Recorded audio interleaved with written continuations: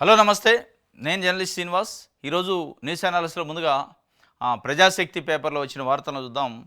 ప్రజాశక్తి పేపర్లో తల్లికి వందనం గురించి, తల్లికి వందనం లాంచ్ చేశారు.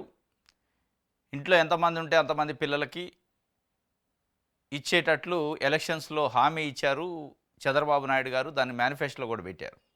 కాకపోతే మనిషికి 15,000, ఒక్కొక్క విద్యార్థికి 15,000 చొప్పున ఎంతమంది ఉంటే అంతమందికి ఇస్తున్నారు. కానీ 13,000 ఇస్తున్నారు. 2,000 రూపాయలు కట్ చేసి స్కూల్ మేనేజ్మెంట్కి, స్కూలు ఇన్ఫ్రాస్ట్రక్చర్ డెవలప్మెంట్కి, ఈకో మెకానిజానికి వాడతామని చెప్పారు. ఈ మాట ఎన్నికలలో చెప్పలే. ఎన్నికలలో ఈ మాట చెప్పకపోగా నారా లోకేష్ గారు, చంద్రబాబు నాయుడు గారు, లోకేష్ గారు అయితే పదే పదే అన్నాడు, జగన్మోహన్ రెడ్డి ఇస్తున్న అమ్మ ఒడిలో కోత విధిస్తాడు, 1,000 రూపాయలు కోత విధిస్తే టాయిలెట్స్ మెయింటెనెన్స్ కానీ సైకో జగన్ వాడుకుంటున్నా అని చెప్పిండు. మరి అలా ఆయన 1,000 కట్ చేస్తే మీరు 2,000 కట్ చేస్తున్నారు.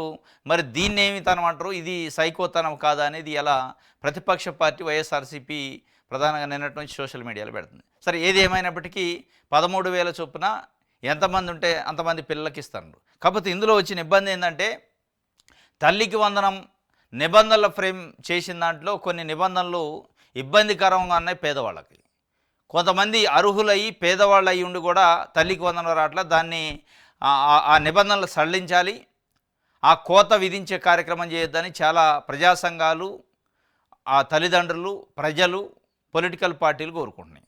దాంట్లో ప్రధానంగా చిన్న ట్యాక్సీ ఉండి ట్యాక్సీ డ్రైవర్ అయినా కానీ కటింగు, ఎవరైనా ఇన్కమ్ ట్యాక్స్ పే చేసే వాళ్ళ కుటుంబంలో ఉంటే వాళ్ళకి సంబంధించిన వాళ్ళకు కూడా రావనేది ఇంకోటి. ఇట్లా రకరకాల పేర్లతోని ఇంకోటి ఆర్టీ ఎడ్యుకేషన్ కింద, ఆర్టీ కోటాలో ప్రైవేటు విద్యా సంస్థలలో సీట్లు పొంది 25% సీట్లు ఫ్రీగా ఇవ్వాలి కదా. ఆ సీట్లు పొందిన విద్యార్థులకు కూడా ఆ ఆర్టీ కోటాలో ఫ్రీగా మీకు ఉచితంగా సీట్ ఇచ్చినాం కాబట్టి నీకు డబ్బులు లేవు, ఆ డబ్బులను తీసిపోయి ప్రైవేట్ యాజమాన్యానికి ఇస్తుందట. మరి వాళ్ళు ఉచితంగా ఇచ్చినట్టయితే seat 25% RT right to education act 2009 ప్రకారం, సెక్షన్ 12 ప్రకారం ప్రతి ప్రైవేటు విద్యా సంస్థ వాళ్ళ విద్యాలయంలో, వాళ్ళ స్కూల్లో అడ్మిషన్ పొందే విద్యార్థుల్లో 100 సీట్లు ఉంటే 25 సీట్లు ఉచితంగా పేద, బడుగు, బలహీన వర్గాలకు ఇవ్వాలని చట్టం చెప్తుంది. ఇది తల్లికి వందనం ఉన్నా లేకపోయినా ఫ్రీగా ఇవ్వాలి, ఏ రాష్ట్రంలో అయినా దేశంలో. మరి అట్లాంటి దానికి లింక్ పెట్టి నీకు ఆర్టీఈలో ఉచితంగా సీట్ ఇచ్చారు కాబట్టి ఆ సీట్ ఇచ్చిన నారాయణకో, శ్రీ చైతన్యకో, లేకపోతే ఇంకోటో వాళ్ళకి ఇస్తామని చెప్తున్నారు. ఇంకా నారాయణ, శ్రీ చైతన్య ఆర్టీ అమలు చేయట్లేదు అనుకోండి, అది వేరే భాగం. ఇది ఇట్లాంటి నిబంధనలు, అనేక నిబంధనల వల్ల ఇలా పేదవాళ్ళకి రాకుండా పోతున్నాయి. 67,27,164 మందికి ఇస్తామన్నారు, 10,091 కోట్లు. కానీ వైఎస్ఆర్సీపీ చెబుతున్నది 87,41,000 పైచీలకు యూడైస్లో నమోదయ్యి ఉన్నారు. యూడైస్లో నమోదైన అందరికీ ఇవ్వాలంటారు. సరే, యూడైస్లో ఉన్న వాళ్ళందరికీ ఇచ్చినా ఇవ్వకపోయినా అది వేరే. అంటే యూడైస్లో గవర్నమెంట్ ఎంప్లాయీస్ పిల్లలు ఉంటారు, ఆల్రెడీ పెద్ద పెద్ద వ్యాపారం చేసే వాళ్ళ పిల్లలు ఉంటారు, వెల్ సెటిల్డ్ పిల్లలు ఉంటారు. అందరూ యూడైస్లో నమోదవుతారు, చదువుకునే ప్రతి పిల్లడు. కాబట్టి అందులో ఉన్న వాళ్ళకి అందరికీ తల్లి వందనం అంటే రాదు. అది వేరే విమర్శ, అది పెద్ద నిలబడే విమర్శ కాదు. కానీ మీరన్న 67,27,000లలో చాలామంది కోతపడే అవకాశం ఉంది. దాదాపు 10 లక్షల పైచీలకు లబ్ధిదారులకు నష్టం జరిగే అవకాశం ఉంది మీరు పెట్టిన నిబంధనలు. ఆ నిబంధనలు తక్షణమే మార్చాలి, సవరణ చేయాలనేది ఇలా కమ్యూనిస్ట్ పార్టీలు, ప్రతిపక్ష పార్టీలు, వైఎస్ఆర్సీపీ, మిగతా ప్రజా సంఘాలు, ప్రజలు కోరుకుంటున్నారు. ఎందుకంటే ట్యాక్సీ డ్రైవర్ ఏదో బతకడానికి ఒక ట్యాక్సీ కొనుక్కుంటాడు.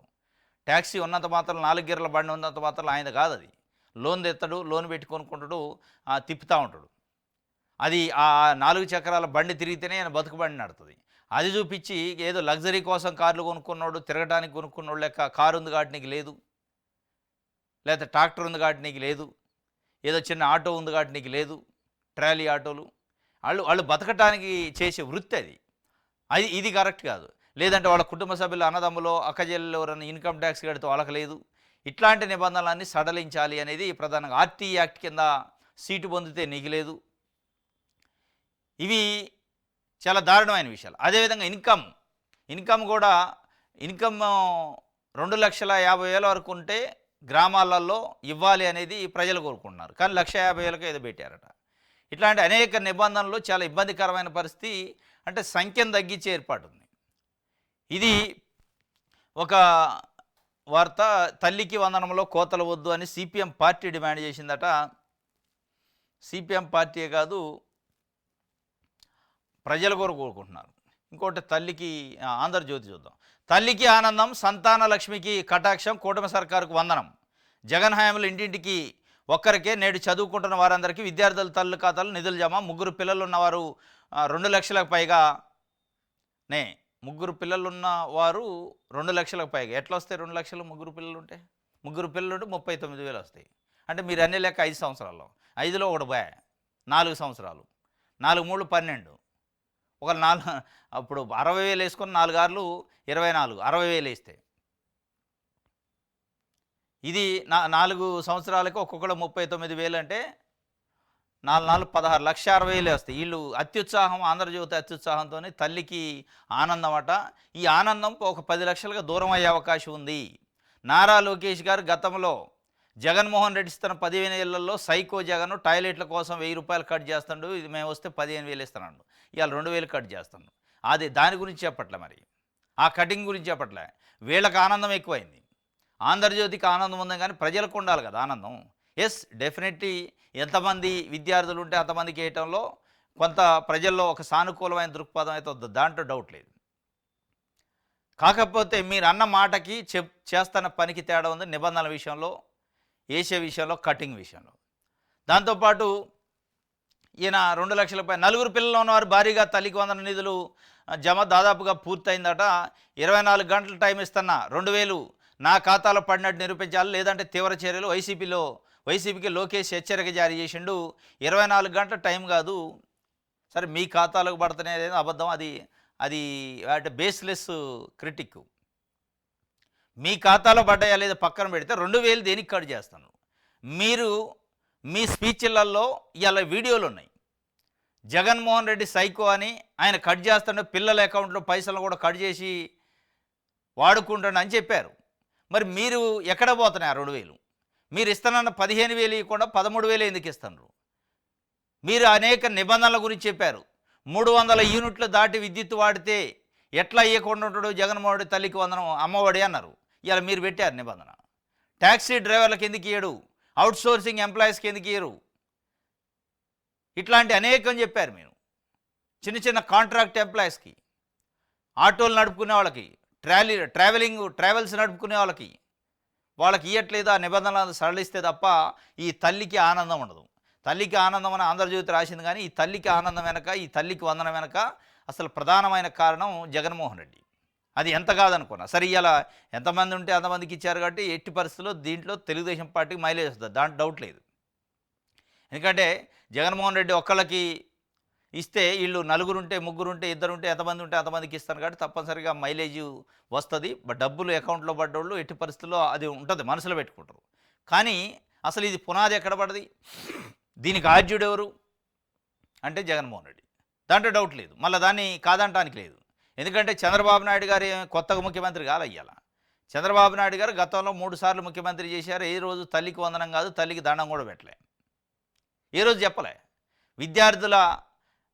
చదువుకునే విద్యార్థుల తల్లిదండ్రులకు ఏ రోజు ₹1 కాదు, పైసా కూడా వేసినోడు కాదు. ఇవాళ వేయాల్సిన పరిస్థితి అనివార్యంగా ఎవరు క్రియేట్ చేశారంటే జగన్మోహన్ రెడ్డి. ఇవాళ వాస్తవంగా ఇవాళ ఈ తల్లికి ఆనందం అనేది, ఈ ఆనందానికి కారణం మూలం పునాదేశం జగన్మోహన్ రెడ్డి, దాంట్లో డౌట్ లేదు. ఎందుకంటే జగన్మోహన్ రెడ్డి ఒకళ్ళకి ఇస్తే ఓట్లు పడాలి కాబట్టి నేను ఎంతమంది అంటే అంతమందికి ఇస్తా అనాల్సి వచ్చిన పరిస్థితి, ఇష్టం ఉన్నా లేకపోయినా, కష్టమైనా ఇష్టం లేకపోయినా ఇవ్వాల్సిన పరిస్థితి, ఇస్తానని చెప్పాల్సిన పరిస్థితి క్రియేట్ చేసింది జగన్మోహన్ రెడ్డి. ఆయన ఇచ్చిండు కాబట్టి నేను ఇవ్వకపోతే కుదరదు, ఇష్టం లేదు, వాళ్ళకి డబ్బులు ఇవ్వటం అనేది ఉంది, కానీ ఇచ్చి నేర్పి కూర్చోండు కదా. నేను ఇవ్వకపోతే ఎట్టా? ఇష్టం ఉన్నా లేకుండా ఏడ్చుకుంటున్నో, తిట్టుకుంటున్నో, బాదుకుంటున్నో ఇవ్వాల్సిందే. అది కూడా ఆయన ఇస్తారన్న దానికంటే ఎక్కువ ఇస్తారంటే నమ్ముతారు తప్ప, లేకపోతే నమ్మరు. ఎందుకంటే నేను 3 సార్లు చేసిన ఎప్పుడు ఇవ్వలేదు అనేది. ఇవాళ ఈ ఆనందం కానీ, ఈ సంబరాలు కానీ, ఈ కథ అంతా వాస్తవంగా ఈ అకౌంట్లలో డబ్బులు పడ్డ తల్లులు కూడా అనుకుంటున్నారు. అది ఒక చర్చ నడుతుంది. జగన్మోహన్ రెడ్డి చేయబట్టి ఇవాళ మనకి ఎంతమంది ఉంటే అంతమంది పిల్లలకు వచ్చింది. ఆయన ఒక్కళ్ళకి ఇచ్చిండు కాబట్టి దానికంటే డబల్ ఇస్తానంటే ఓట్లు వేస్తాం కాబట్టి అట్లా చెప్పిండు. ఇక తప్పనిసరి అయింది ఇస్తాడని. కాకపోతే దురదృష్టం ఏంటంటే కొంతమంది కట్ చేస్తాను, కట్ చేయకుండా చూడాలి. ఇది ఒక వార్త ఆంధ్రజ్యోతికి సంబంధించి. జాగ్రత్తగా ఉండండి, అమరావతిపై అనిశ్చిత వ్యాఖ్యలు చేయొద్దు, డిబేట్లోని వారు చేయకూడదు, సాక్షి యాంకర్ కొమ్మినేనికి సుప్రీం హెచ్చరిక, రాజధానిపై అసభ్య వ్యాఖ్యల కేసులో జైలు నుంచి విడుదలకు ఆదేశం, ట్రయల్ కోర్టు షరతులకు లోబడి బెయిల్. జాగ్రత్తగా ఉండండి అని చెప్పిందట కొమ్మినేనికి. ఆంధ్రజ్యోతి రాసింది. ఆంధ్రజ్యోతి అసలు జర్నలిజం సంబంధించి నామ్స్ పాటిస్తుందా? జర్నలిస్టా? దీంట్లో వార్తలు వేసే జర్నలిజం నామ్స్ ప్రకారం అవుతున్నాయి అంటే డౌటే. జాగ్రత్తగా ఉండండి అని ఎవరికి చెప్పింది సుప్రీంకోర్టు? కొమ్మినేనికి చెప్పలే, ప్రభుత్వానికి చెప్పింది, పోలీసులకు చెప్పింది. ఏం కేసులు పెడుతున్నారు? దీంట్లో ఏమైనా అర్థం ఉందా? పర్థం లేని కేసులు పెట్టి కక్ష సాధింపు కేసులు ఎక్కడం అనేది తప్ప ఏంటి కేసు అని అడిగిందట. చివాట్లు పెట్టింది, చెంపదెబ్బలు కొట్టింది. ఒక రకంగా సుప్రీంకోర్టు కోర్టు హాల్లో నిలబెట్టి ప్రభుత్వాన్ని ఆ చెంప ఈ చెంప వాయించినట్టు అయింది. ఇది హైకోర్టు, సుప్రీంకోర్టు గతంలో కూడా అనేక కేసులలో వాయించింది. కాదు ఇక్కడ స్పెసిఫిక్గా జర్నలిస్టు, ఒక యాంకర్ హోస్ట్ చేస్తున్న యాంకరు డిబేట్లో పాల్గొన్న గెస్ట్ ఏం మాట్లాడాలనేది ఎట్లా డిసైడ్ చేస్తారు? ఆయన మాటలను ఈయనకి ఎట్లా ఆపాదిస్తారు? కృష్ణంరాజు అనే సీనియర్ జర్నలిస్ట్ మాట్లాడిన మాటలకి ఈయన ఎట్లా కేసులు పెడతారు? ఈయన ఏం మాట్లాడిండు? మీరు చెప్పిన వీడియోలో ఏముంది? ఈయన కామెంట్ అయింది అసలు? ఈయన ఎక్కడ మహిళలను కించపరిచిండు? ఎదరున్న గెస్ట్ కించపరిచిండు. ఆ కించపరిచి ఆయన నేనే చెంపదెబ్బలు కట్టలేడు ఎందుకు చేసినావు అని. ఇదే ఆంధ్రజ్యోతిలో ఏబిఎన్ ఛానల్ ఉంది. మీరు కూడా డిబేట్లు నిర్వహిస్తారు. మీకు వచ్చిన గెస్టు ఏదో అనుచితమైన వ్యాఖ్యలు చేస్తాడు. ఏం చేస్తారు? చెంపదెబ్బ కొడతారా? ఆ అనుచిత వ్యాఖ్యలు చేస్తే ఆంధ్రజ్యోతిలో వెంకటకృష్ణ గారు ఇంకోళ్ళో యాంకరింగో లేకపోతే హోస్టింగ్ చేస్తుంటే వీళ్ళు బాధ్యులా? గతంలో విష్ణువర్ధన్ రెడ్డి అని బీజేపీ నాయకుడు, ఇప్పుడు కొలకపూడి శ్రీనివాసరావు తెలుగుదేశం పార్టీ ఎమ్మెల్యే తిరుగురు, ఇద్దరు డిబేట్లో పాల్గొన్నారు. కొలకపూడి శ్రీనివాసరావు బీజేపీ నాయకుడు విష్ణువర్ధన్ రెడ్డి చెప్పుతోని కొట్టిండు డిబేట్లో, ఏబిఎన్ డిబేట్లో. మరి ఎవరిపైన కేసు పెట్టాలి ఇప్పుడు చెప్పుతోని కొట్టినందుకు? ఆ డిబేటు హోస్ట్నే, కొట్టిన ఆయనే, దెబ్బలు తిన్న ఆయనే. ఇగో ఇట్లా ఉంటుంది అన్నమాట. అందుకే సుప్రీంకోర్టు పోలీసు యంత్రాంగానికి, ప్రభుత్వానికి ఆ చెంప ఈ చెంప వాయించింది. కానీ వీళ్ళు రాసిందంటే జాగ్రత్తగా ఉండండి అని చెప్పింది. జాగ్రత్తగా ఉండండి అని చెప్పింది పోలీసులకి. జాగ్రత్తగా ఉండండి, జాగ్రత్తగా కేసులు పెట్టేటప్పుడు పరిశీలించి పెట్టండి, ఎంక్వైరీ చేసి పెట్టండి, అడ్డగోలుగా అడ్డందిడ్డంగా పెట్టొద్దని ప్రభుత్వాన్ని హెచ్చరించింది, పోలీసులను హెచ్చరించింది. అది రాయడేనా? భయం పోయిందట, భద్రత పెరిగిందట. కూటమి ఏడాది పాలనలో భారీగా తగ్గినేలారు. వైసీపీ హయాంలో ఏటా 1.52 లక్షల కేసులు, కూటమి వచ్చాక లక్షలోపే నమోదు. టెక్నాలజీతో నేరాల అదుపు, సోషల్ సైకోలకు చెక్కు, ఈగల్తో గంజాయి స్మగ్లింగ్ సాగు కట్టడి, శక్తి యాప్తో మహిళలకు భరోసా, పోలీసింగ్ మార్పుతో నేరస్తుల వెన్నులో వణుకు. భయం పోయిందట, భద్రత పెరిగిందట. ఎస్, భయం ఎవరికి పోయిందంటే తెలుగుదేశం పార్టీ కార్యకర్తల నాయకులు పోయింది, భద్రత పెరిగింది కూడా వాళ్ళకే పెరిగింది.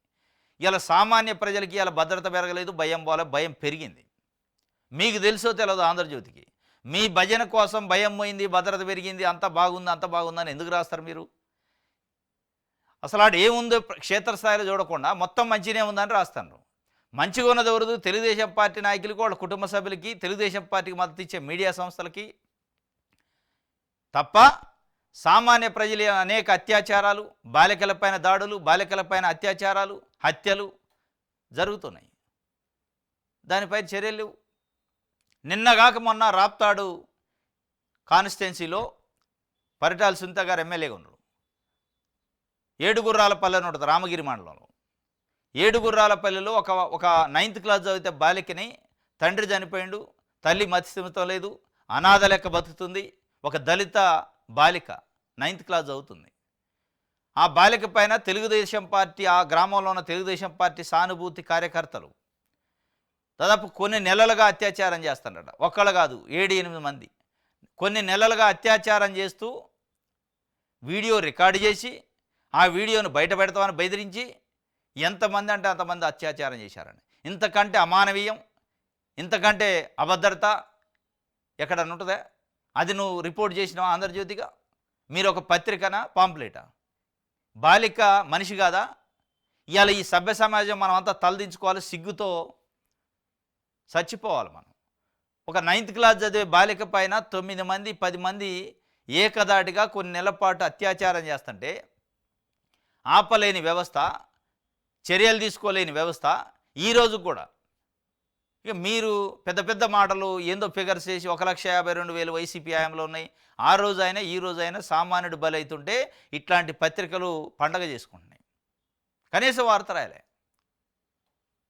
ఇప్పుడు తెలుసుకోండి మీరు ఏడుగుర్రాలపల్లి సంగతి. అనేక దళిత సంఘాలు పాపం రోడ్ల మీదకి వస్తున్నాయి. ఒక్క పొలిటికల్ పార్టీ పిలిపిలే. ఇది అన్యాయం అని అడగలే. ఈవెన్ జగన్మోహన్ రెడ్డి కూడా ప్రతిపక్ష నాయకుడు అనేక చోట్లకి వెళ్తాడు, అనేక ఏరియాల్లోకి వెళ్తాడు పరిశీలనకి, పరామర్శకి. చాలామందిని పరామర్శించిండు, కానీ ఇక్కడ పరామర్శించలే. ఏంది దీని అర్థం? ఒక దళిత బాలిక 9వ తరగతి చదివే అమ్మాయి పైన దాదాపు కొన్ని నెలలుగా కొంతమంది వ్యక్తులు అత్యాచారం చేసి జీవితాన్ని ఆగం చేస్తే ఒక్క పొలిటికల్ పార్టీ లీడరు పోయి పరామర్శించలేదు. ఎస్, ఈవెన్ జగన్మోహన్ రెడ్డి కూడా, మాజీ ముఖ్యమంత్రి గారు, అనేక చోట్లకు పోయి పరామర్శిస్తున్నారు. ఏం వీళ్ళని పరామర్శిస్తే తప్పే ఉంది? ఇది కాదా మానవత్వం? ఇది కాదా మన వ్యవస్థ తలెత్తుకొని నిలబడాల్సింది? ఇవాళ మన వ్యవస్థలో అన్ని రాజకీయ పార్టీ నాయకులు, రాజకీయ పార్టీలు సిగ్గుతో తలదించుకోవాలి ఏడుగుర్రాలపల్లిలో జరిగిన ఆ ఘటన చూసి. ఇది ఈ బొంకుడు మాటలు రాశారు. ఈ బొంకుడు మాటలు సన్మానాలు. మీరు ఏం బొంకుడు మాటలు రాస్తారు? ఏ రోజైనా పేదవాళ్ళకు జరిగిన అన్యాయం గురించి ఆ వార్త రాశారా మీరు? రైతులు జరుగుతున్న అన్యాయాల గురించి వార్త రాశారా? ఏ కాడికి చంద్రబాబు నాయుడు గారిని, లోకేష్ గారిని, లేదా తెలుగుదేశం పార్టీని పొగిడే కార్యక్రమం కానీ అది ఒక పేజీ పెట్టుకోండి సార్. దానికోసం ఒక పేజీ పెట్టుకోండి, తప్పులేదు. మిగతా పేజీలు ప్రజల గురించి రాయండి. బాలికలపైన అత్యాచారాలు, మహిళలపైన అత్యాచారాలు, మహిళలకి, రైతులకు జరుగుతున్న అన్యాయాల గురించి రాయండి. మీరు పొగిడేదానికి పొగడ్తల పేజీ అని ఒకటి పెట్టుకోండి. కొత్త పలుకు ఎట్టుంటుందో ఇది కూడా పొగడ్తల పలుకులని పెట్టండి, తప్పులేదు. మీ పత్రిక మీ ఇష్టం. కానీ పత్రిక కాబట్టి ప్రజల గురించి వార్తలు రాయండి. ఇది అన్యాయం. పొగడతా భయం పోయిందట, భద్రత పెరిగిందట. మరి ఏడ పెరిగిందో ఏం కథో తెలియదు.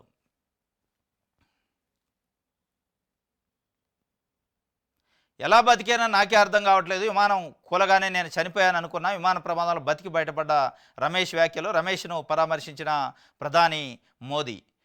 మొన్న అహ్మదాబాద్లో జరిగిన విమాన ప్రమాదంలో 242 మందిలో 241 మంది స్మాష్ చనిపోయారు. ఒక్కడే బతికిండు ఈ రమేష్ విశ్వాస్ కుమార్ అట. ఎట్లా బతికినో నాకే అర్థం కావట్లేదు. నేను మోడీ పోయి పరామర్శించిండు, అసలు ఏం జరిగింది ఎట్లా అని. అందులో సజీవంగా బయటపడేది నేను ఒక్కడే. బ్రతికి బట్ట కట్టింది ఒక్కడే బతికిండు. ఈయనే చెప్పాలి ఏమన్నా జరిగితే ఏం జరిగింది అనేది. ఇది నిన్న మోడీ గారికి చెప్పిండు, నేను ఎట్లా బతికినో నాకే తెలవట్లేదని. ఇక ఇట్లా అనేక రకరకాల పాపం పద్ధతులలో వాళ్ళ కన్నీటి గాథల్ని రాసిండు రూపాని. భార్య అంజలిబేన్తో విజయ్ రూపాని, మాజీ గుజరాత్ ముఖ్యమంత్రి. అంజు ఫ్లైట్ ఎక్కాను, రేపటికి చేరుకుంటా అని వాళ్ళ భార్యకు ఫోన్ చేసిండు పాపం. భార్య అస్థికలను నదిలో కలిపేందుకు వచ్చినట్టేనా. భార్య అప్పటికే చనిపోయింది, 2 చిన్న పిల్లలు. భార్య అస్థికలు భారతదేశంలో ఒక నదిలో కలపాలని ఆమె కోరిక, చివరి కోరిక. ఆ కోరిక తీర్చడం కోసం లండన్ నుంచి వచ్చి కలిపి మళ్ళీ రిటర్న్ అవుతున్న చనిపోయిండు. తండ్రి అంత్యక్రియలకు వచ్చిండట ఈతను. పెళ్లి కోసం వచ్చి గర్భ శిశువు సహా దంపతులు మృతి చెందారు. పెళ్ళై 4 నెలలకే చనిపోయారు. భార్యతో కలిసి లండన్ వెళ్తూ వీళ్ళ కుటుంబం నిశ్చితార్థం చేసుకొని తిరిగి వెళ్తారట వీళ్ళిద్దరు. ఒక్కొక్కళ్ళది ఒక్కొక్క బాధ, ఒక్కొక్కళ్ళ కన్నీటి గాథ. కూతురు ఇంటికి పిలిచిందని వచ్చారట, వీళ్ళు చనిపోయారు. లండన్ చేరుకోనగా ఫోన్ చేస్తానా అని ఇంకొకరు చెప్పారట. ట్రావెలింగ్ సరదాగా ప్రాణాలు తీసింది. మరిది పెళ్ళికి వచ్చి చనిపోయారు వాళ్ళు పాపం. ఇది అసలు 241 మంది ఫ్లైట్లో ఉన్నోళ్ళు, బయట వాళ్ళు మొత్తం 290 మంది పైనే చనిపోయారట. ఒక్కొక్కళ్ళది ఒక్కొక్క గాథ. నెక్స్ట్ సాక్షి పేపర్ చూద్దాం. ఎడాపెడా అక్రమ అరెస్టులపై చెంపదెబ్బ, చంద్రబాబు సర్కార్కు గట్టి షాక్ ఇచ్చిన సుప్రీంకోర్టు. వాక్ స్వాతంత్ర హక్కును హరిస్తున్న ప్రభుత్వానికి సర్వోన్నత న్యాయస్థానంలో ఎదురుదెబ్బ. జర్నలిస్టుగా కొమ్మినేని శ్రీనివాసరావు హక్కును పరిరక్షించాల్సిన బాధ్యత తమపై ఉందన్న ధర్మాసనం. తద్వారా ఆయన వాక్ స్వాతంత్రాన్ని రక్షించినట్లు అవుతుందని స్పష్టీకరణ. నవ్వడం నేరమా, నవ్వితే అరెస్ట్ చేసేస్తారా అంటూ మండిపాటు. నవ్వడం తప్పు అయితే మేము రోజు నవ్వుతూనే కేసులను విచారిస్తామంటున్న వ్యాఖ్యలు. ఏపీ ప్రభుత్వం తీరును తీవ్రంగా తప్పుపడిన సుప్రీంకోర్టు. కొమ్మినేనికి బెయిల్ మంజూరు, తగిన షరతులు విధించాలని కింది కోర్టుకు స్పష్టీకరణ. ఇది నవ్వటం నేరమా. రోజు మేము కూడా బెంచ్ మీద అనేక కేసులు హీరింగ్లో ఒక్కొక్కసారి సందర్భాన్ని బట్టి నవ్వితే జైల్లో పెడతారా? అరే హోస్ట్ ఆయన నవ్వను కూడా నవ్వలే. ఇది అనటం కరెక్ట్ కాదేం, మళ్ళీ మీ పైన సోషల్ మీడియాలో ట్రోల్స్ వస్తాయి అంటే అమరావతి వేశ్యల రాజధాని అనే పదం కరెక్ట్ కాదేమో ఆలోచించుకోండి అని చెప్పిండు ఆయన. దానికి కూడా కేసు పెట్టారు. సుప్రీంకోర్టు చివాట్లు పెట్టింది. మరి భారతదేశ అత్యున్నత న్యాయస్థానం ముందు ఆంధ్రప్రదేశ్ పోలీసులు, ఆంధ్రప్రదేశ్ ప్రభుత్వం పరువు ఉందా, పోయిందా అనేది వాళ్ళు ఆలోచించుకోవాలి. వాళ్ళు చాలా క్లియర్‌గా జడ్జి బెంచ్ పైనే చెప్పిండు. అంటే హోస్ట్‌గా వ్యవహరిస్తున్న వ్యక్తి ఆయన వాక్ స్వాతంత్రాన్ని ఎట్లా మీరు కంట్రోల్ చేస్తారు? ఆయన ఏమి అనలేదు కదా! ఆయన అనకుండానే హోస్ట్‌గా ఉన్న వ్యక్తిని ఎట్లా ఎట్లా కేసులో పెడతారు? అంటే నవ్వితే కూడా కేసు పెడతారా? ఏ రకమైన ఇది చట్టం? ఏ రకంగా ఇది కేసు నిలబడదని సూటిగా అడిగిందట, సమాధానం లేదు ప్రభుత్వం దగ్గర. ఇప్పటికైనా కనువింపు కలగాల. ఇక అధికారం ఉంది కాబట్టి ప్రజలు ఓట్లేసి గెలిపించారు కాబట్టి, మరి ప్రజలు ఓట్లేసి గెలిపించారా? మరి అధికారం ఎట్లా వచ్చిందనేది సెకండరీ అది. మేము అడ్డగోలుగా కేసులు పెడతామంటే ఇట్లాంటి మైల్ స్టోన్ వ్యాఖ్యలతోని సుప్రీంకోర్టు స్వయంగా జడ్జిలు చేసిన వ్యాఖ్యలతోనైనా కనువింపు కలిగి జాగ్రత్త పెట్టండి. కేసులు ఎట్లాగా ఆపరు మీరు. పెట్టే కేసులు జాగ్రత్త పెడితే మంచిది. సుప్రీం ఆదేశాలు చంద్రబాబుకి పెద్ద చెంపపెట్టు. సీనియర్ జర్నలిస్టు కొమ్మినేని వెంటనే విడుదల చేయాలని సుప్రీంకోర్టు తీర్పిచ్చింది. నిరంకుశంగా, అప్రజాస్వామికంగా, అరాచకంగా వ్యవహరిస్తున్న చంద్రబాబు గట్టిగా బుద్ధి చెప్పింది. ప్రాథమిక హక్కులకు స్వేచ్ఛకు కొమ్మినేని అరెస్టు తీవ్ర భంగకరమని కోర్టు చెప్పడం ముదావహం. వైసీపీ అధ్యక్షుడు వైఎస్ జగన్ ఎక్స్లో పోస్ట్ చేసిండట. రైట్, ఇదొక వార్త. అయితే ఇంకోటి, బాబు తొలి ఏడాది మోసాల ఖరీదు 81,395 కోట్లు. సార్వత్రిక ఎన్నికల్లో ఇచ్చిన సూపర్ 6 సహా 143 హామీలను ఎగ్గొట్టిన చంద్రబాబు. వైఎస్ జగన్ ఇచ్చిన పథకాలన్నీ రద్దు. నాడు తన హామీలకు బాబు షూరిటీ, భవిష్యత్తు గ్యారంటీ పేరుతో ఇంటింటిగా బాండ్లు పంపిణీ. బాబు షూరిటీ ఇచ్చిండు కానీ భవిష్యత్తుకి గ్యారంటీ కాదు, సూపర్ 6కి గ్యారంటీ లేదు. సూపర్ 6కి పథకాల గ్యారంటీ లేని షూరిటీ ఇచ్చిండు బాబు అనేది ఇలా ప్రజల్లో అనుకుంటున్నారు. మొత్తం 81,395 కోట్లట. అనేక రకాల స్కీముల కోసం ఆయన ఎగ్గొట్టింది. అన్నదాత సుఖీభావ కావచ్చు, తల్లికి వందనం కావచ్చు, దీపం పథకం కావచ్చు, ఉచిత బస్సు, నిరుద్యోగ భృతి, మత్స్యకారులకు వేట నిషేధం, ఆడబిడ్డ నిధి, రైతులకు పంటల బీమా, ఇట్లా 50 ఏళ్లకే ఎస్సీ ఎస్టీ బీసీ మైనార్టీలకు మహిళలకు పెన్షను, ఇట్లా అన్నీ ఇస్తున్నారు. వీటన్నిటిని నిజంగానే ఈ 1 ఇయర్లో ఇస్తే 81,398 కోట్లు ఇచ్చి ఉండేవాళ్ళు పంపిణీ చేయాల్సి వచ్చేది. ఇవన్నీ ఇవ్వలేదు, ఇప్పుడు ఇస్తున్నారు. ఈ 1 ఇయర్కి సంబంధించి 81,398 కోట్లు అయితే ఎగ్గొట్టినట్టయింది. ఇప్పుడు కొన్నే ఇస్తున్నారు, ఇంకా కొన్ని ఇంకా లాంచ్ కూడా కాలేదు. నిరుద్యోగ భృతి లాంటి, మహిళా నిధి లాంటి, ఉచిత బస్సు ప్రయాణం లాంటి, ఇక వాటిని కూడా వేసుకుంటే ఇంక ఎక్కువ అయితే కూడా. ఇది ఒక వార్త. బకాయిలు చెల్లించేది ఎప్పుడు, పీఆర్సీ ఇచ్చేది ఎప్పుడు? ఏపీ జేఏసీ అమరావతి రాష్ట్ర అధ్యక్షుడు బొప్పరాజు వెంకటేశ్వర్లు ఉద్యోగులకు బకాయిలు చెల్లించిన అనంతరం పీఆర్సీ గురించి ఆలోచిస్తామని రాష్ట్ర ప్రభుత్వం ఉన్నతాధికారులు చెబుతున్నారు.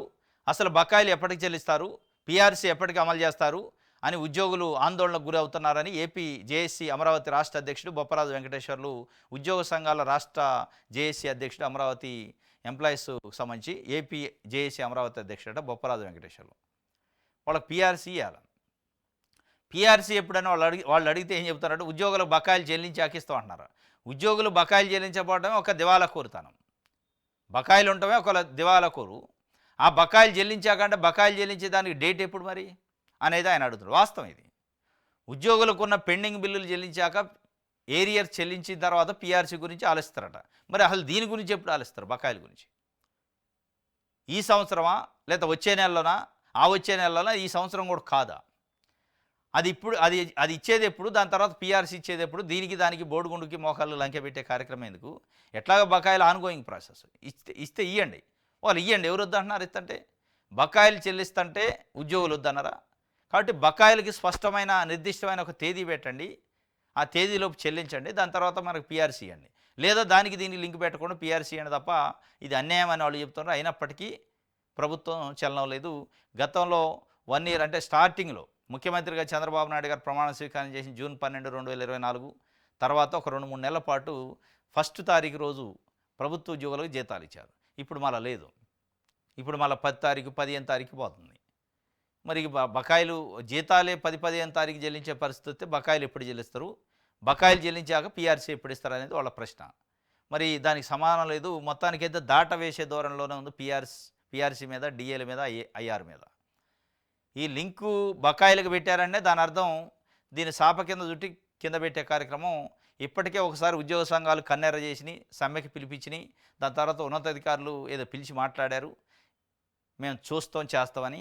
ఈ చూడకుండా చేయకుండా ఉంటే ఉద్యోగులు బయటకు వస్తే మళ్ళీ ప్రభుత్వం అనివార్యంగా మొత్తం వ్యవస్థ ఆగిపోద్ది. బకాయిలు చెల్లించేటప్పుడు, పీఆర్సీ ఇచ్చేటప్పుడు అంటే రెండింటికి సమాధానం లేదు. ఇక ఆ సమాధానం కోసం ఎదురు చూడటం తప్ప చేసేది ఏం లేదు. వాళ్ళు లేదంటే సమ్మెకి దిగాల. రైట్. ఇది సాక్షికి సంబంధించి. నడిచిన హిమాలయం అట ఎగిసిన ప్రజాకిరీటం 2003 ఏప్రిల్ 9న చేవెళ్లలో మొదలైన డాక్టర్ వైఎస్ రాజశేఖర రెడ్డి పాదయాత్ర. చేవెళ్ల నుంచి ఇచ్చాపురం వరకు అప్పట్లో పాదయాత్ర చేసిన 1645 కిలోమీటర్లు. జూన్ 15 రేపు దానికి అంటే జూన్ 15 రోజు ముగింపు. అప్పట్లో 2003 జూన్ 15 రోజు ముగింపు పలికింది. దాని సందర్భంగా భూమన కరుణాకర్ రెడ్డి మాజీ టీటీడీ చైర్మన్ ఒక వ్యాసం రాసిండు, నడిచిన హిమాలయం ఎగిసిన ప్రజాకిరీటం అని. అప్పట్లో రాజశేఖర రెడ్డి 2003లో పాదయాత్ర చేసినప్పుడు ఈ పాదయాత్రలు అనే శకానికి నాంది పలికింది ఆయనే. అంతకుముందు పాదయాత్రలు అనేది పెద్దగా లేదు, పెద్ద నానుడు లేదు.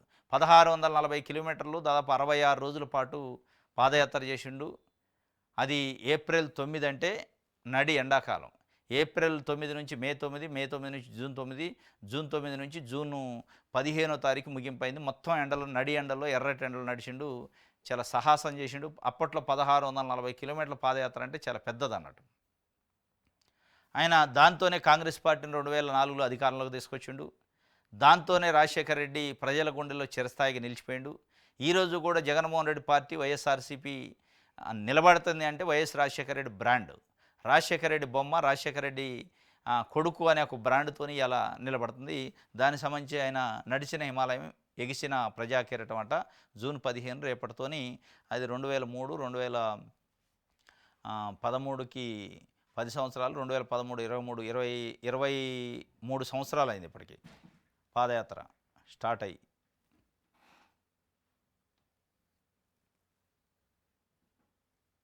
రైట్.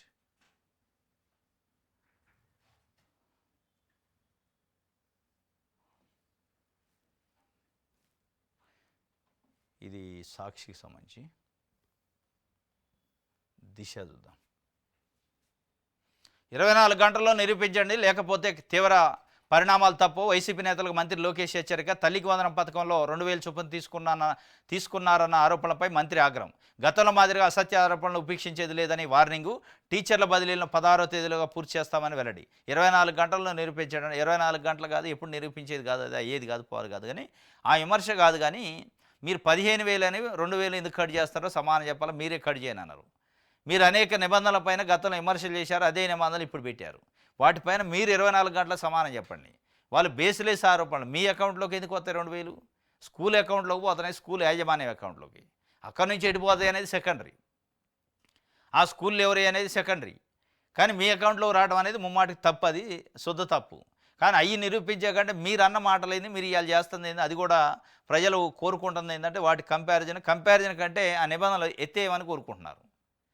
ఆ నిరూపణలో వాళ్ళకి పాపం ప్రజలకు సంబంధం లేదు. మీరు గతంలో ఏదైతే 15,000 ఇస్తున్నారో 2,000 కట్ చేయకుండా ఇంకోటి ఆ 2,000 కంటే ఇంకోటి ప్రమాదకరమైంది ఏంటంటే నిబంధనల పేరుతో దాదాపు 10-15 లక్షల మందికి కోత వేసే కార్యక్రమం, అది తీసేయాలనేది. 4 పిల్లలకు 60,000 అట. 4 పిల్లలకు 60,000 రావురా నాయన. 8,000 కట్ అయినాయి. 52,000 వస్తాయి. 4 పిల్లలకి 60,000 ఎట్ట వస్తాయి? 15 ఇస్తే 4 15లు 60 వస్తాయి. దాంట్లో 60,000లో 8,000 కట్ చేయాలి కదా. 4 రోజులు 8,000 కట్ చేసి ఇస్తారు కదా. 52,000 వస్తున్నాయి. వీళ్ళు అత్యుత్సాహం పాపం. అసలు వాళ్ళు రానోళ్ళు అనేక నిబంధనలు పెట్టి ఇబ్బంది పెడుతున్న వాళ్ళ గురించి రాయట్లే, వచ్చినాటి గురించే రాతున్నారు. ఇంటింటికి తొలి ఏడాది విజయయాత్ర. ఈ నెల 23 నుంచి నెల రోజుల పాటు కూటమి ప్రభుత్వం ఏడాదిలో చేసిన కార్యక్రమాలు ప్రజలకు వివరించాలి. తల్లికి వందనం నిధుల విడుదలతో సర్వత్రా సంతృప్తి. వచ్చే వారమే అన్నదాత సుఖీభావ పథకం అమలు చేస్తాం. టీడీపీ ఎమ్మెల్యేలు, ఎంపీలు శ్రేణులతో టెలికాన్ఫరెన్స్లో సీఎం చంద్రబాబు చెబుతున్నారు. ఇంటింటికి తొలి అడుగు విజయయాత్ర చేయండి ఈ నెల 23 నుంచి అని తెలుగుదేశం పార్టీ శ్రేణులకు పిలిపించిండు.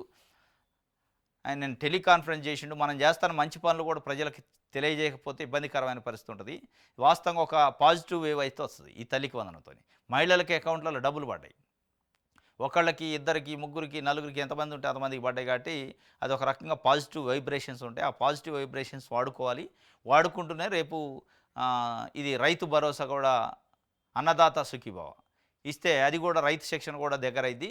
దాంట్లో ఇప్పటివరకు ఉన్న కొంత అసంతృప్తి అనేది పట్టాపంచలమై సంతృప్తి స్థాయి పెరిగిద్ది అనేది ఆయన అనుకుంటుండు. వాస్తవంగా దీంతో అనేది పెరిగిద్ది. మరి ఎంత మేరకు పెరిగిద్ది, దీని ఇంపాక్ట్ ఎంత ఉంటుంది అనేది చూడాలి. ఇది తొలి అడుగు వేస్తారట.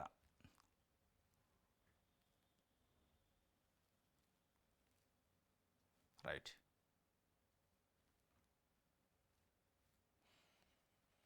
ఆంధ్రప్రభ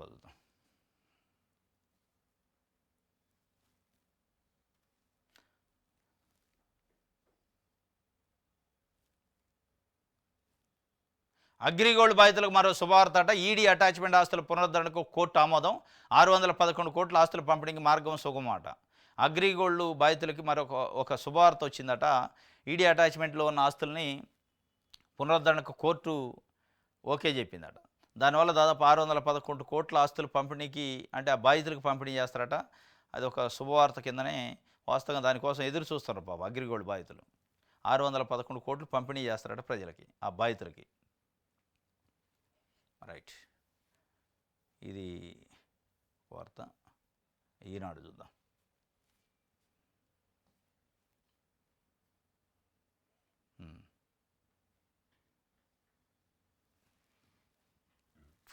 తెలుసా కార్యకర్తల మనసు.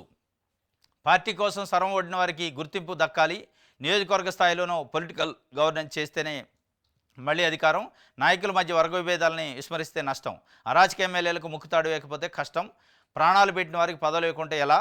ఎమ్మెల్యేల తీరుతో కార్యకర్తల అసంతృప్తి అని చెప్పి తెలుసా కార్యకర్తల మనసు అని తెలుగుదేశం పార్టీ కార్యకర్తల కోసం తపన పడుతుంది ఈనాడు పేపరు. ఆ తపన గురించి వార్త రాసింది తెలుగుదేశం పార్టీ కార్యకర్తల గురించి. ప్రజల గురించి వార్త రాయలేదు.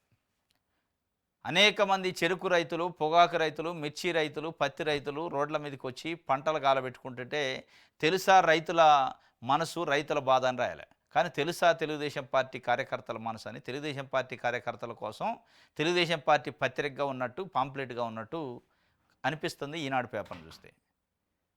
వాళ్ళ కార్యకర్తల మనసు తెలుసుకోకపోతే ఎట్లా.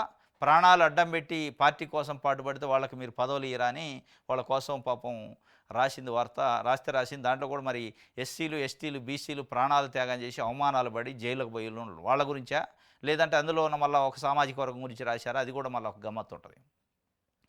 ఇది ఇప్పటికైనా మరి తెలుగుదేశం పార్టీ కార్యకర్తలు అంటే చాలామంది అసలైన కార్యకర్తల న్యాయం జరగట్లేదని ఈనాడు గగ్గోలు పెడుతుంది. దీన్ని వినండి. నారా లోకేష్ గారు, చంద్రబాబు నాయుడు గారు దీనిని ఈనాడు రాస్తున్న ఆ కార్యకర్తలు ఎవరు, వాళ్ళ మనసు మీకెందుకు తెలవట్లే అనేది ఒకసారి సమీక్ష చేసుకోండి.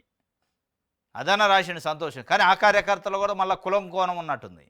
మన కులపోళ్ళకు సంబంధించిన కార్యకర్తల మనసు తెలుసుకోకపోతే ఎట్లానే, లేదా ఎస్సీ, ఎస్టీ, బీసీలు పార్టీ కోసం ప్రాణాలను పడంగా పెట్టి జెండా మోసి భుజాలు కాయలు కాసిన కార్యకర్తల కంటే వాళ్ళకు ఉన్నట్టు కనిపించలే. వాళ్ళకుంటే వాళ్ళ కోసం ఈ వార్త రాస్తే రాప్తాడు కాన్స్టిట్యున్సీలో రామగిరి మండలంలో ఏడుగుర్రాలపల్లి తెలుగుదేశం పార్టీ సానుభూతి పరుదులు, తెలుగుదేశం పార్టీ గెలిచిందని వాళ్ళ తండ్రి డప్పు కొట్టుకుంటూ సంబరాలు చేసిండు. అట్లాంటి వాళ్ళ కుటుంబంలో వాళ్ళ తండ్రి అట్లా చేస్తే వాళ్ళ కూతురు 9th క్లాస్ చదువుతున్న దళిత బాలిక పైన తెలుగుదేశం పార్టీ కార్యకర్తలు సానుభూతి పరుదులు కొన్ని నెలల పాటు అత్యాచారం చేసి దాన్ని వీడియో తీసి బెదిరించారట. దాని గురించి వార్త రాయాలి. ఏడుగుర్రాలపల్లి అనేది పరిటాల రవికి కంచుకోట. పరిటాల రవిని ఆదరించిన గ్రామం మొదటి నుంచి. అట్లాంటి గ్రామంలో అక్కడ మహిళా ఎమ్మెల్యే రాప్తాడు నుంచి తెలుగుదేశం పార్టీ నుంచి ఉంది పరిటాల సునీత గారు, పరిటాల రవి సతీమణి. ఆమె కూడా కనీసం పోయి పరామర్శించలేదట. ఒక దళిత బాలిక పైన కొన్ని నెలల పాటు అత్యాచారం చేస్తే ఒక మహిళా ఎమ్మెల్యేగా ఉండి తెలుగుదేశం పార్టీ పరామర్శించదు. తెలుగుదేశం పార్టీ సానుభూతిపరుడు కూతురు. తల్లికి మత్స్యమితం లేదు, తండ్రి చనిపోయిండు, ఇప్పుడు లేడు, అప్పుడు గెలిచినప్పుడు ఉండు. అట్లాంటిది అత్యాచారం చేసింది తెలుగుదేశం పార్టీ కార్యకర్తలు కాబట్టి, ఇంకా లేకపోతే ఇంకా వాళ్ళ సామాజిక వర్గం అని తెలియదు. కానీ కాబట్టి మనం ఆడికి పోవద్దు, చూడొద్దు అంటే ఏం మనసు తెలిసినట్టు మీకు? తెలుగుదేశం పార్టీ కార్యకర్తల మనసు తెలిసినట్ట, బాధితుల మనసు తెలిసినట్ట? మీకు ఏం వార్త రాస్తారు మీరు? ఏడుగుర్రాలపల్లిలో ఆ బాలిక మనసు తెలుసా అని రాయాలి మీరు వార్త. రాసి ఉంటే బాగుండేది. తెలుసా మీకని అది రాయలేదు. ఇది రాశారంటే దీంట్లో కోణం సామాజిక కోణం ఉంది, మళ్ళీ కుల కోణం ఉంది. ఇది మొత్తానికి ఈనాడుకు సంబంధించి. ఇది ఈరోజు న్యూస్ అనాలిసిస్. రేపు తాజా వార్తలతో తిరిగి కలుసుకుందాం. Thank you.